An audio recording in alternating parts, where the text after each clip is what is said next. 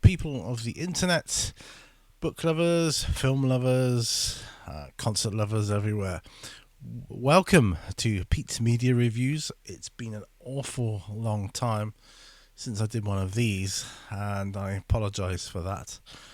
But I'm hoping to change all that now and get back to some decent reviews. Apologies if you can hear a fan in the background. I'll do my best to edit it out as much as I can with noise suppression, etc. Seagulls, you might or might not hear them, I don't know. But it's just so hot, and I definitely need a fan on me at the moment. It's just too hot, but I'm loving the sun. Anyway, you don't want to hear about me? You want to hear about our next review, or my next review, which is a Carry On film from the classic era. This is Carry On Screaming, and I believe this was 1960 something. Originally in black and white, but I watched the Blu-ray version, which was being coloured and restored, etc. And I'm always fascinated when they do that, where they add colour to a black and white movie. It always seems to make the colours always seem more vibrant than ever, you know. Probably something to do with the process. That's okay. Anyway, now this next bit is more for myself than for you, because it's been so long. Now, I rate movies, and I've got this written down here.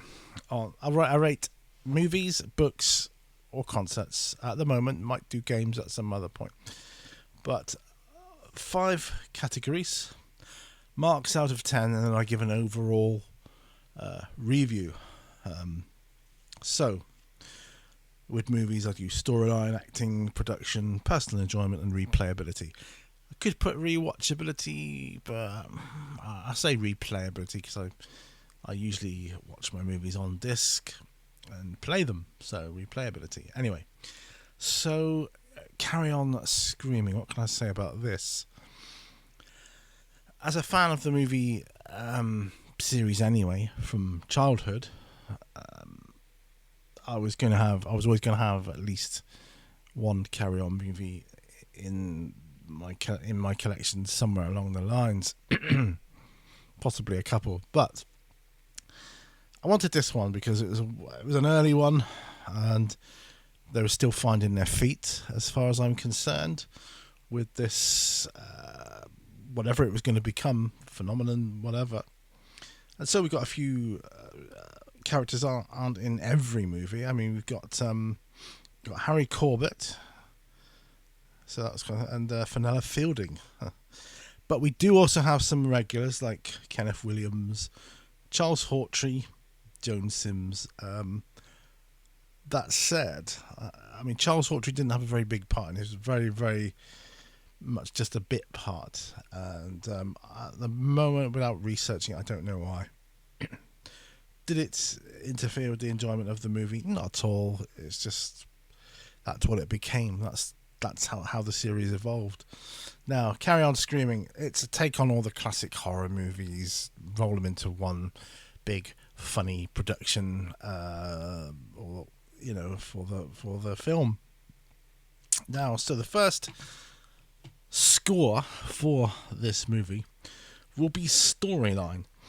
And I'm scoring it as a 7, quite high. And that's because it takes the classic horror storylines, the cliches, sticks them all together, pastes them all into one classic cliche, cheesy story, with a bit of their own take on it, without going into the story itself. So I class storyline as a 7.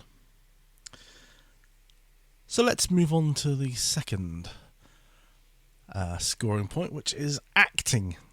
Now, when I talk about acting, I don't just mean do they show off their unique and full limit of their acting skills. That doesn't necessarily hold true. I mean, to me, it's more, is the acting appropriate for the movie? You know, if it's slapstick comedy, for instance, acting isn't going to be like a serious agenda for the people involved, is it? But I'm going to mark that down as a 5. So it's hammy. It's very hammy, although that's product, I think, of the year. Movies are still just coming into their own. Most actors were stage actors, and as you may or may not know, stage acting is very hammy by its very nature, so a lot of over exaggeration on things, which works sometimes, and for me didn't others. For instance, Joan Sims's voice in this movie really got on my nerves, so I wasn't a fan of that. She was just shouted every word, I believe, and I just couldn't be doing it. I got the idea. She was the wife of the long-suffering detective, played by Harry Corbett, but just shouted at him all the time. It just annoyed me eventually, but I get that it was probably necessary for that. Right, let's move on to the third point of scoring for Carry On Screaming, and that is production. Now I have to rate this as a 7, pretty high, because the production value was, I thought, very high, especially for the year. They had effects of regeneration, with the kind of Frankenstein's monster kind of thing where they regenerated him, and I just felt watching it appear before your eyes, and with the mad professor doctor becoming invisible and having to plug himself in and charge himself back up, I thought it was good. And the sets I thought were amazing. The woods, the woodland scenes, I mean, you could see their sets, indoor sets, of course, but they were very, very well done, in my opinion. Don't forget, this is all my opinion, but they were very well done, and I felt they did well. So personal enjoyment is next, and for that I score a 6. I enjoyed it. Is it the best Carry On movie? No. Is it the best movie? No. It's just above average, and so that was my personal enjoyment of it. Just above average for me. Replayability, I'll score that as a 6 as well, because I'll probably watch it again. Will I watch it at regular intervals? Probably not. But it's a good old yarn, as they say. And overall scores then, 31 out of 50, and for me, that's the score I give Carry On Screaming. It's so it's not a score for a movie compared with other movies, I suppose. Like, you couldn't compare Carry On Screaming with something like Star Wars, for instance. But you can rate these separate entities: storyline, acting, production, personal enjoyment, replayability. I enjoy all the Carry On movies, pretty much all the Carry On movies.